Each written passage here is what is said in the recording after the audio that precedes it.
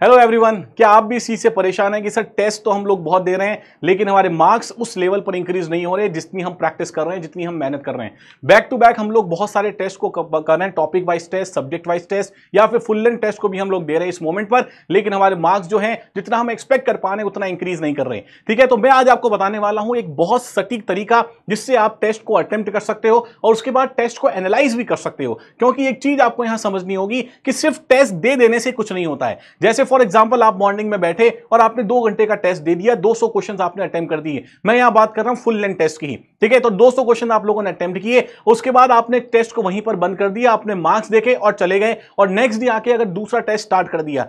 इस समय आपने एक गलती करी है कि यहां पर आपने जो प्रीवियस टेस्ट दिया है उसकी गलतियों को सुधारा नहीं है, उसकी गलतियों को एनालाइज नहीं किया है। तो अगर आप अपने टेस्ट को एनालाइज नहीं करोगे तो जो नया टेस्ट है उसके अंदर प्रीवियस टेस्ट के एक्सपीरियंस को अगर यूज नहीं करोगे तो मार्क्स आपके उतने ही रह जाएंगे, मार्क्स हमेशा स्टैग्नेंट रह जाएंगे, वहीं रुक जाएंगे। फॉर एग्जांपल किसी एक CBT 1 का आपने टेस्ट दिया है और वहां आपके 75 मार्क्स के आसपास आ रहे हैं, आपको लग रहा है कि सर ये बहुत कम मार्क्स है, मेरी इससे कट ऑफ क्लियर नहीं होगी, और उसको आप टेस्ट को अगर एनालाइज नहीं कर रहे हो तो आप अगर 20 टेस्ट भी दे दोगे तब भी 75 से 95 या 105 तक पहुंचने में आपको बहुत समय लग जाएगा। तो मैं यहां पर 2 बातें आपके साथ डिस्कस करने वाला हूं। पहली बात, टेस्ट को अटेम्प्ट कैसे करते हैं, how to attempt the test. ठीक है, इफेक्टिवली आप टेस्ट को कैसे अटेम्प्ट कर पाओगे एकदम सटीक तरीके से। और दूसरी हम बात करेंगे how to analyse the test, जिससे आपके मार्क्स जो हैं वो एक्सपोनेंशियली क्या करें, ग्रो करने लग जाएं। देखो यहां पर सबसे पहली बात है sir how to attempt the test. ठीक है, how to attempt the test. Test को सर अटेम्प्ट कैसे करें इस लास्ट मोमेंट पर,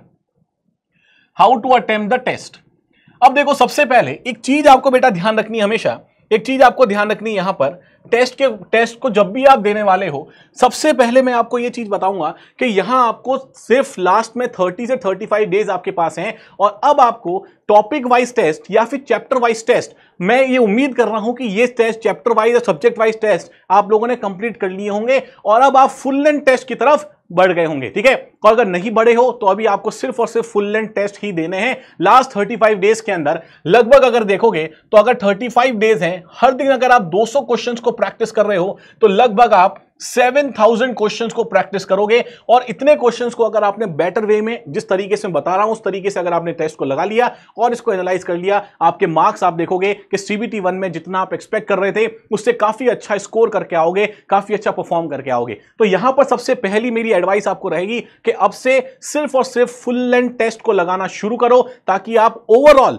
अपने पूरे हॉराइजन को कवर अप कर सको, अपने हॉराइजन को ब्रॉडन अप कर सको कि आपके दिमाग जो है वो एक सब्जेक्ट वाइज ना चले, पूरा कंप्लीट सिविल इंजीनियरिंग सिलेबस के अकॉर्डिंग आपका दिमाग चलना चाहिए। या फिर इलेक्ट्रिकल के बच्चे हैं तो इलेक्ट्रिकल इंजीनियरिंग और मैकेनिकल के बच्चे हैं तो मैकेनिकल इंजीनियरिंग, आपका कंप्लीट माइंड चलना चाहिए पूरे सिलेबस के ऊपर। ठीक है, तो यहां पर देखो सबसे पहले टेस्ट को सर अटेम्प्ट कैसे करते हैं। आप जब भी टेस्ट ओपन अप करोगे तो फॉर एग्जांपल सबसे पहले आपके सामने आया जीके का पोर्शन या फिर फॉर एग्जांपल रीजनिंग का पोर्शन। ठीक है, तो सबसे पहले आपको ये चूज करना है कि सर हमारे पास अगर मैं रीजनिंग को अटेम्प्ट कर रहा हूं तो टेस्ट में अटेम्प्ट करने से पहले आपको अपना माइंडसेट बना के चलना है कि सर मैंने रीजनिंग को मैं 40 मिनट्स देने वाला हूं इस टेस्ट के अंदर, मैं रीजनिंग को लगभग 40 मिनट्स देने वाला हूं। तो ये कैलकुलेशन आपको अपने दिमाग में पहले से करके चलनी है, क्योंकि आपका जजमेंट आपसे बेटर कोई नहीं कर सकता है। ठीक है, तो ये आपको पता है कि सर मुझे पता है कि मेरा टेक्निकल थोड़ा वीक है, इसका मतलब मुझे टेक्निकल में कंपैरेटिवली ज्यादा टाइम चाहिए। मुझे पता है कि मेरा रीजनिंग बहुत स्ट्रांग है, मतलब मुझे रीजनिंग में मैं थोड़ा टाइम बचा सकता हूं। तो ये स्ट्रैटेजी एक होनी चाहिए, अनप्लान्ड वे में टेस्ट के लिए नहीं दौड़ना है, आपको एक स्ट्रैटेजी प्लान करनी है ताकि आपकी स्पीड भी मेंटेन रहे, आपकी एक्यूरेसी मेंटेन रहे और उस टेस्ट से आप मैक्सिमम आउटकम जो है वो वहां से निकाल सको। तो सबसे पहले फॉर एग्जांपल टाइम में डिवाइड कर दो। जैसे रीजनिंग को आपने 40 मिनट बोल दिया, सर जीके जो है जीके में 15 से 16 मिनट के अंदर कर लेता हूं। ठीक है, जीके में लगभग 15 से 16 मिनट के अंदर कर लेता हूं और जो बचा हुआ टाइम है वो मैं टेक्निकल के लिए दे दूंगा और जो बचा हुआ टाइम है रेस्ट ऑफ द टाइम मैं अपना दूंगा टेक्निकल के अंदर। ठीक है, रेस्ट ऑफ द टाइम मतलब लगभग 1 घंटे से भी ज्यादा का समय मैंने किसके लिए दिया, टेक्निकल के लिए दिया। आपको ये टाइम जो है, ये टाइम स्लॉट जो है ये स्टूडेंट टू स्टूडेंट वेरी कर सकते हैं क्योंकि सबका अपना स्ट्रॉन्ग जोन है, सबका अपना वीक जोन है। ठीक है, उसके अकॉर्डिंग आप चेंज कर सकते हो। लेकिन जब आप एक बार इसको टाइम जोन को फिक्स कर लो उसके बाद टेस्ट को आप अटेम्प्ट करना स्टार्ट करोगे तो हो सकता है, जनरली आप देखोगे और एग्जाम्स के अंदर भी देखने को मिलता है कि जो इनिशियल क्वेश्चंस होते हैं वो थोड़े से ट्रिकी बनाए जाते हैं। ठीक है, क्योंकि वहां पर आपकी नर्वसनेस नर्वसनेस और आपकी जो एग्जाम के लिए माइंडसेट है उसको चेक किया जाता है। अगर कोई बच्चा इन स्टार्टिंग के क्वेश्चंस को अगर वो अटेम्प्ट नहीं कर पा रहा है तो उसकी नर्वसनेस लेवल, उसका जो डर का लेवल है, फियर का लेवल है, वो एग्जाम के दौरान बढ़ता चला जाएगा। और इनिशियली अगर आपसे मान लो 5 क्वेश्चन नहीं हुए, उसके बाद 6 क्वेश्चन अगर आसान भी आ गया तब भी बहुत ज्यादा चांसेस हैं कि आप वहां पर उस क्वेश्चन को गलत कर जाओगे। तो इस माइंडसेट से एग्जामिनर काफी खेलने की कोशिश करता है। तो आपको सबसे पहले ध्यान रखना है कि अपने आप एकदम पेशेंस रखने अपने में, ठीक है, काम डाउन होकर एग्जाम को देना है। और अगर इनिशियली कुछ क्वेश्चंस नहीं भी बन रहे हैं तब उस वाले केस में भी आपको उस क्वेश्चन को लीव करते चले जाना है। For example, sir first question नहीं बना, कोई बात नहीं, छोड़ दो इसको। सेकंड नहीं बना, थर्ड नहीं बना, फोर्थ नहीं बना, अगर स्टार्टिंग के चारों क्वेश्चन नहीं बने उसको लीव करते चले जाओ क्वेश्चंस को, उसके ऊपर ज्यादा समय वेस्ट करने की रिक्वायरमेंट नहीं है। उसके बाद फॉर एग्जांपल आपसे 5th 6th और ऐसे लगातार कुछ क्वेश्चंस बनते जा रहे हैं। सबसे बड़ी प्रॉब्लम तब भी होती है जब आपसे लगातार 10 से 12 क्वेश्चंस बन जाते हैं, तब आपके पास एग्जाम के टाइम पर आप थोड़ा ओवर कॉन्फिडेंट हो जाते हो। तो वहां पर भी एक ब्रेक की रिक्वायरमेंट है कि जब आप 5 से 7 क्वेश्चन लगातार सही कर रहे हो तो उसके बाद नेक्स्ट जो क्वेश्चंस आते हैं उसको भी बहुत केयरफुली पढ़ने की जरूरत है। ठीक है, यहां तक की बातें समझ में आ रही होगी।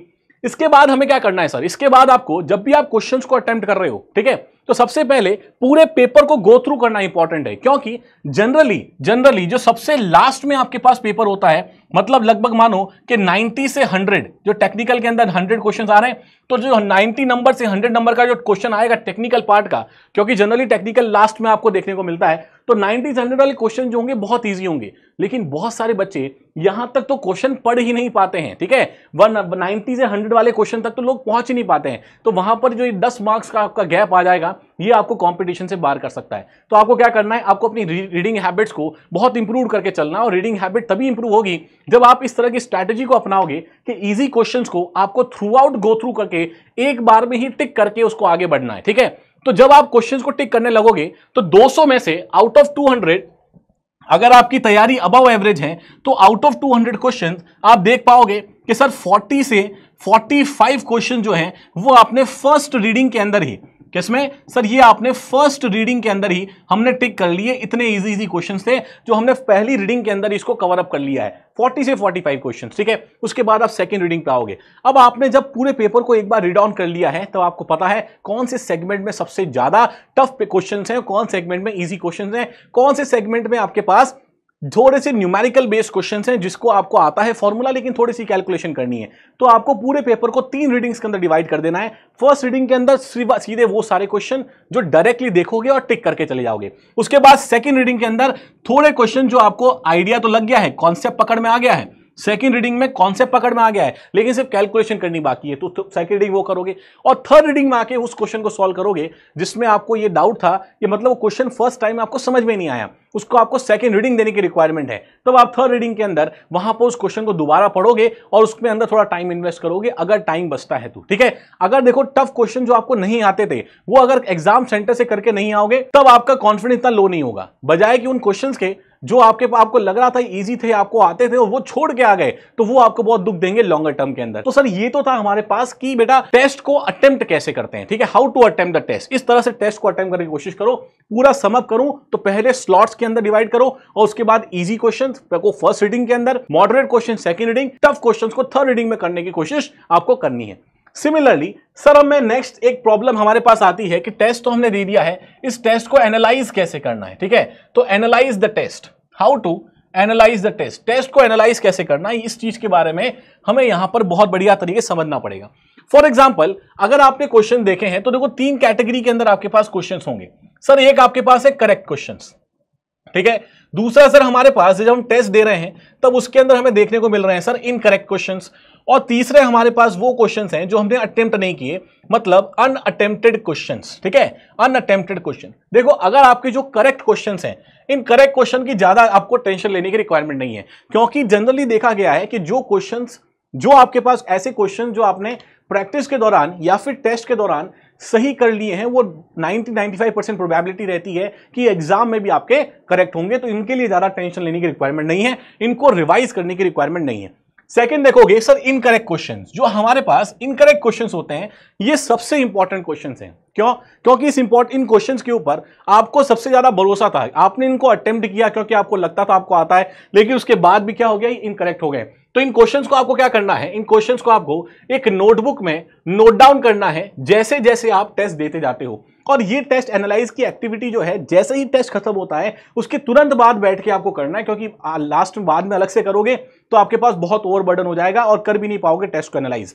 ठीक है, तो इनकरेक्ट क्वेश्चंस को क्या करना है सर, नोट डाउन करना है। इसमें अगर कुछ ऐसे पॉइंट्स हैं जो आपके नोट्स में नहीं है, जो आपने अपनी पढ़ाई के दौरान बिल्कुल कहीं देखे भी नहीं थे, तो उनको भी आपको क्या करके चले जाना है, उनको आपको सब स्टार मार्क कर देना है कि ये वाले जो पॉइंट्स हैं ये मेरे नोट्स में नहीं है। ठीक है, ये वाले पॉइंट मेरे नोट्स में नहीं, एकदम नया कुछ है जो मुझे इंफॉर्मेशन यहां मिली है, उन सारी इंफॉर्मेशन को स्टार मार्क कर दोगे।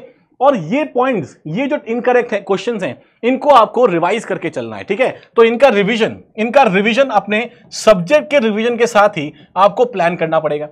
अब सिमिलरली ऐसे क्वेश्चंस जो आपके पास अनअटेम्प्टेड रह गए थे, इन अनअटेम्प्टेड क्वेश्चंस में से इन क्वेश्चंस की जो एक्सप्लेनेशन है, क्योंकि ये क्वेश्चन ही आपको समझ नहीं आया था, तो इसकी कंप्लीट एक्सप्लेनेशन को आपको अपनी नोटबुक में नोट डाउन करना है। ठीक है, इसकी कंप्लीट एक्सप्लेनेशन को देखो, जो इनकरेक्ट क्वेश्चन है उसमें से जो एडिशनल इंफॉर्मेशन थी, सिर्फ उस एडिशनल इंफॉर्मेशन को नोट डाउन करोगे, क्योंकि काफी हद तक आपको क्वेश्चन आता था। यहां पर देखोगे अनअटेम्प्टेड क्वेश्चन में तो यहां की कंप्लीट इंफॉर्मेशन, कंप्लीट एक्सप्लेनेशन आप अपने नोट्स में लिखोगे। तो अब जितने, अगर ओवरऑल देखोगे आउट ऑफ 200 क्वेश्चंस, तो आपको लगेगा सर लगभग 40 से 42 क्वेश्चंस पर टेस्ट। ठीक है, 40 से 42 क्वेश्चंस पर टेस्ट हमारे पास ऐसे हैं जो आप अलग से कुछ नया सीख पा रहे हो या फिर अपने नोट्स के अंदर एड ऑन करते जा रहे हो। ठीक है, ये जीके के हो सकते हैं, ये आपके पास रीजनिंग के क्वेश्चन हो सकते हैं, ये आपके टेक्निकल क्वेश्चन हो सकते हैं। तो अगर आपने लगभग देखो तो 40 multiply by 35 number of question, 35 number of test आपने दिया, तो इतना लगभग जो आपके पास आएगा, इतने नए क्वेश्चंस आपको देखने को मिलेंगे, इतना नया डेटा आपको देखने को मिलेगा। तो एग्जाम में जब जाओगे और इस तरह से चीजों को एनालाइज करोगे कि आपका कोई ऑप्शन गलत हुआ है तो क्यों गलत हुआ है, अगर आपका ऑप्शन जो है आप अटेम्प्ट नहीं कर पाए क्वेश्चन को, तब वो क्यों अटेम्प्ट नहीं कर पाए, कौन सा डेटा लैग कर गया था, उस सारे डेटा को अगर नोट डाउन कर दोगे और फिर अगर नेक्स्ट टेस्ट को आप दोगे, तब नेक्स्ट टेस्ट में आपका इंप्रूवमेंट जो है वो ज्यादा बेटर देखने को मिलेगा। अब जैसे जैसे एग्जाम पास आएगा, जैसे ये 35 टेस्ट आप कंप्लीट कर चुके होंगे, आपके अंदर एक कॉन्फिडेंस रहेगा कि सर अब मेरे पास जो है ऐसा कोई भी डेटा नहीं है जो मेरे नॉलेज के बाहर है, अब बस एग्जाम के अंदर काम डाउन रहना है। ठीक है, पेशेंस रखना है और एग्जाम के अंदर बढ़िया तरीके से परफॉर्म करके आना है, नर्वसनेस को संभालना बाकी रह जाएगा।